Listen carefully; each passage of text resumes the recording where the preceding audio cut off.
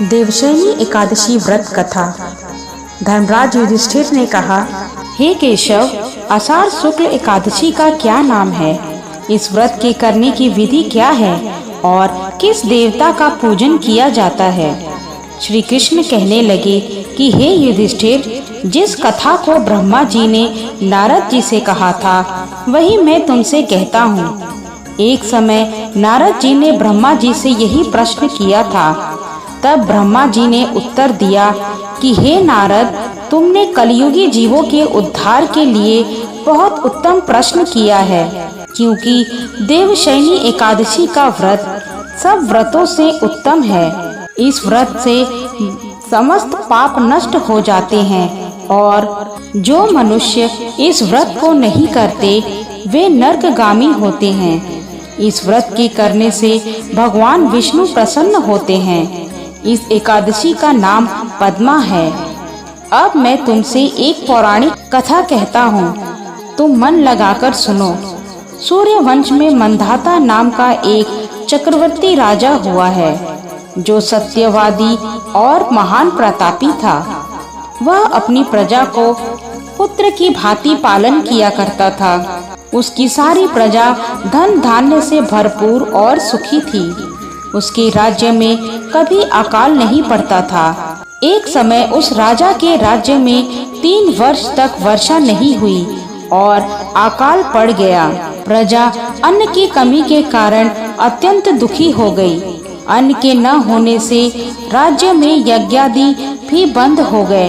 एक दिन प्रजा राजा के पास जाकर कहने लगी, हे राजा, सारी प्रजा त्राही त्राही पुकार रही है, क्योंकि समस्त विश्व की सृष्टि का कारण वर्षा है। वर्षा के अभाव से अकाल पड़ गया है और अकाल से प्रजा मर रही है। इसलिए हे राजन, कोई ऐसा उपाय बताओ जिससे प्रजा का कष्ट दूर हो। राजा मंधाता कहने लगे कि आप लोग ठीक कह रहे हैं। वर्षा से ही अन्न उत्पन्न होता है और आप लोग वर्षा न होने से अत्यंत दुखी हो गए हैं। मैं आप लोगों के दुख को समझता हूँ। ऐसा कहकर राजा कुछ सेना साथ लेकर वन की तरफ चल दिया। वह अनेक ऋषियों के आश्रम में भ्रमण करता हुआ अंत में ब्रह्मा जी के पुत्र अंगिरा ऋषि के आश्रम में पहुँचा। वहाँ राजा ने घोड़े से उतरकर अंगिरा ऋषि को प्रणाम किया। मुनि ने राजा को आशीर्वाद देकर कुशल क्षेम के पश्चात उनसे आश्रम में आने का कारण पूछा। राजा ने हाथ जोड़कर विनीत भाव से कहा कि हे भगवान, सब प्रकार से धर्म पालन करने पर भी मेरे राज्य में अकाल पड़ गया है। इससे प्रजा अत्यंत दुखी है। राजा के पापों के प्रभाव से ही प्रजा को कष्ट होता है। ऐसा शास्त्रों में कहा है। जब मैं धर्मानुसार राज्य करता हूँ तो मेरे राज्य में अकाल कैसे पड़ गया, इसके कारण का पता मुझको अभी तक नहीं चल सका। अब मैं आपके पास इसी संदेह को निवृत्त कराने के लिए आया हूँ।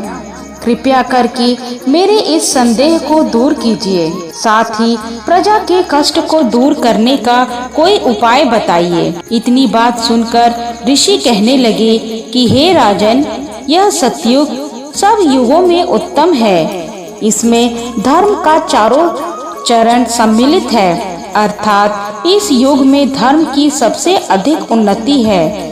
लोग ब्रह्म की उपासना करते हैं और केवल ब्राह्मणों को ही वेद पढ़ने का अधिकार है। ब्राह्मण ही तपस्या करने का अधिकार रख सकते हैं, परंतु आपके राज्य में एक शूद्र तपस्या कर रहा है।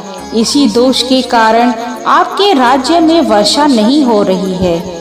इसलिए यदि आप प्रजा का भला चाहते हो तो उस शूद्र का वध कर दो। इस पर राजा कहने लगा कि महाराज, मैं उस निरपराध तपस्या करने वाले शूद्र को किस तरह मार सकता हूँ? आप इस दोष से छूटने का कोई दूसरा उपाय बताइए।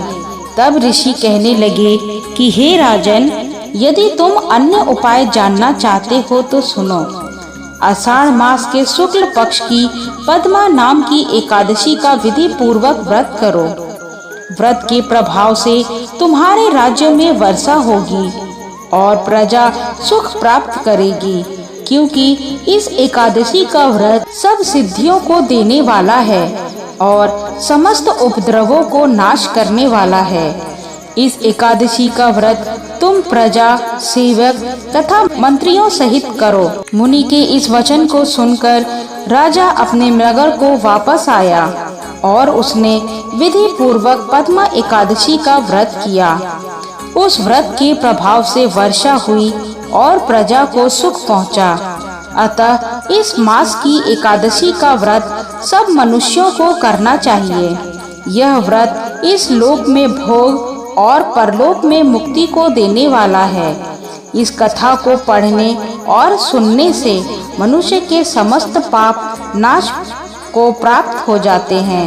ओम नमो भगवते वासुदेवाय नमः।